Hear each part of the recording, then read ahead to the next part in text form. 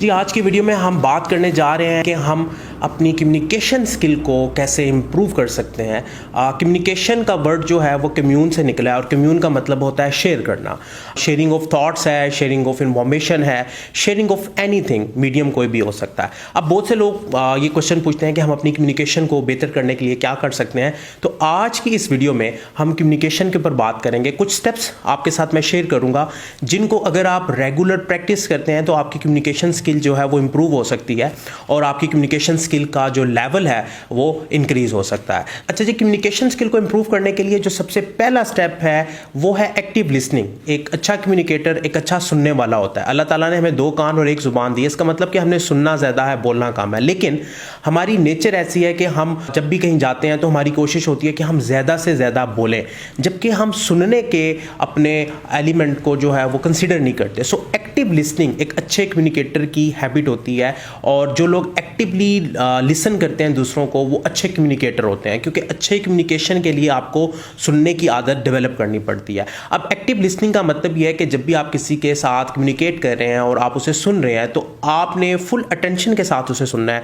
उसकी body language को observe करना है, उसके वर्ड्स को आपने परसीव करना है और आपने जो उसके साथ एक कनेक्शन है उसको ब्रेक नहीं होने देना। अमूमन जब हम लिसनिंग मोड में होते हैं तो हम डेलिब्रेटली या अनकॉन्शियसली समटाइम एक्टिव नहीं होते और हमारा फोकस, हमारी टेंशन कहीं और होता है, जिसकी वजह से हम एक्टिव लिसन नहीं कर पाते और जिसकी वजह से ओरिजिनल कॉन्टेक्स्ट जो है वो हम परसीव नहीं कर पाते। तो हमें कम्युनिकेशन को बेहतर करने के लिए पहला काम जो करना है, एक्टिव लिसनिंग की हैबिट को डेवलप करना है। अगर ये आदत आप अपने अंदर डेवलप कर लेते हैं तो यकीन माने आप अपनी कम्युनिकेशन को बेहतर कर सकते हैं।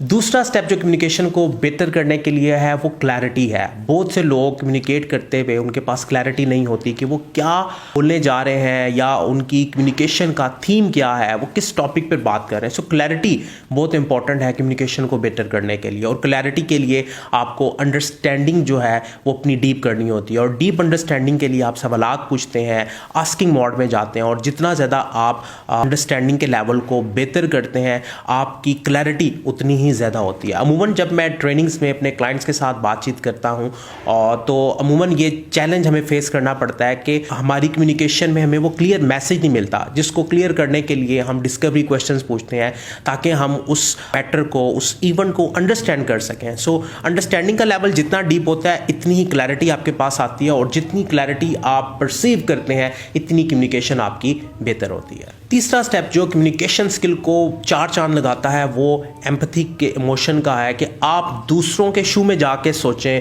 उनके इमोशंस को फील करें, क्योंकि इंसान जो है वो इमोशनल क्रिएशन है और जब तक हम इमोशंस को अंडरस्टैंड नहीं करते हमारी कम्युनिकेशन जो है मुकम्मल नहीं होती। क्योंकि आपकी वर्बल कम्युनिकेशन और नॉन वर्बल कम्युनिकेशन, 2 किस्म की कम्युनिकेशन जो है हम हाईलाइट करते हैं। इसको मैं 2 वे में कैटेगराइज करता हूँ। एक आपकी वर्ड वाली कम्युनिकेशन है और एक वर्डलेस कम्युनिकेशन है। वर्डलेस कम्युनिकेशन आपकी बॉडी लैंग्वेज से एसोसिएटेड है और इसमें आप इमोशंस को अंडरस्टैंड करते हैं। सो एम्पैथी का इमोशन हमें ये अंडरस्टैंडिंग देता है कि हमने दूसरों के इमोशंस को कैसे अंडरस्टैंड करना है, कैसे समझना है, उनके शू में कैसे जाना है, उनकी सिचुएशन में कैसे जाके उनकी हालत को महसूस करना है। सो थर्ड पॉइंट जो कम्युनिकेशन स्किल को इम्प्रूव करता है वो एम्पैथी का फैक्टर है। अगर आप एम्पैथी का फैक्टर अपनी कम्युनिकेशन में ले आते हैं तो आपकी कम्युनिकेशन इम्प्रूव हो सकती है। चौथा और अहम स्टेप जो है वो नॉन वर्बल कम्युनिकेशन का है। नॉन वर्बल कम्युनिकेशन जो है वो वर्ड कम्युनिकेशन होती है जिसमें आप अल्फाज का इस्तेमाल नहीं करते।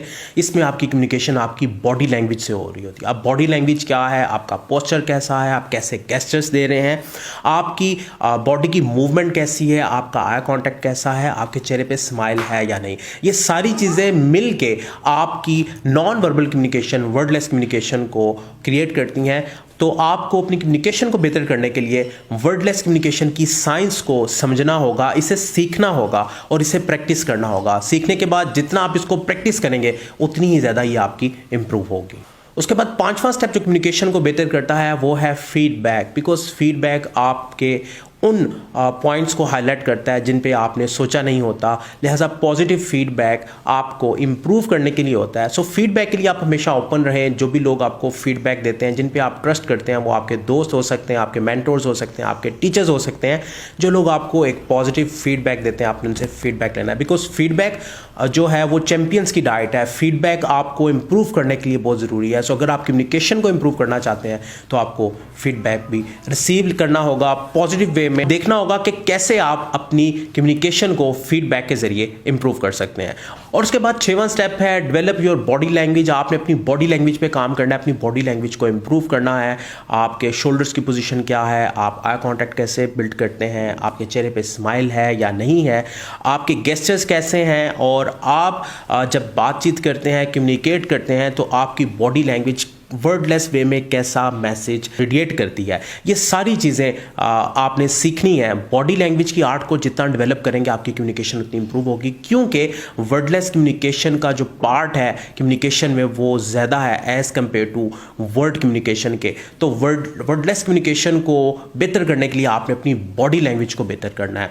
और फाइनली आखिरी स्टेप जो है, इस पूरे प्रोसेस को आपने रिपीट करना है। आपने इसको as a active communication repeat करना है, हर स्टेप पे काम करना है। बिकॉज ये 6 स्टेप अगर आप डेली प्रैक्टिस करते हैं, अपनी डे टू डे लाइफ में प्रैक्टिस करते हैं, तो स्लोली बट स्टेडली आपकी जो कम्युनिकेशन है वो इंप्रूव हो सकती है। और अगर आप अपना कंपैरिजन 1 महीने बाद अपनी प्रीवियस कम्युनिकेशन से करेंगे तो आपको एक बिग डिफरेंस फील होगा। सो लेट्स स्टार्ट और इसको प्रैक्टिस करें। ये 6 स्टेप्स आपकी कम्युनिकेशन को 4 चांद लगा सकते हैं।